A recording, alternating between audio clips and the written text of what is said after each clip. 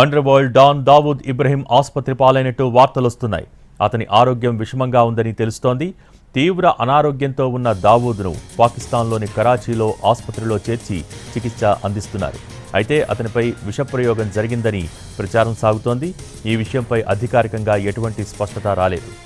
దావూద్ మరో 2 రోజులు ఆసుపత్రిలోనే ఉండి చికిత్స తీసుకోనున్నారు.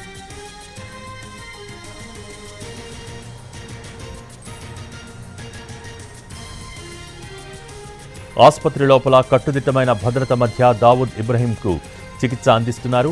ఆసుపత్రిలోని ఒక ఫ్లోర్ మొత్తం దావూద్కు కేటాయించినట్టు తెలుస్తోంది. అతన్ని చూడటానికి కుటుంబ సభ్యులు, ఆసుపత్రి ఉన్నతాధికారులకు మాత్రమే అనుమతి ఉంది.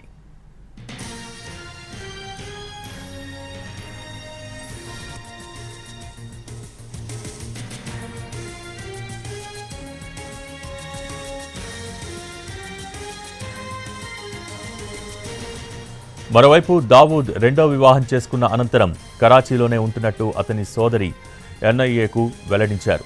దావూద్ ఇబ్రహీం, అతని అనుచరులు పాకిస్తాన్లోని కరాచీ విమానాశ్రయాన్ని తమ నియంత్రణలోకి తీసుకోవాలని ప్రయత్నించినట్టు ఎన్ఐఏ ఛార్జ్షీట్లో పేర్కొంది.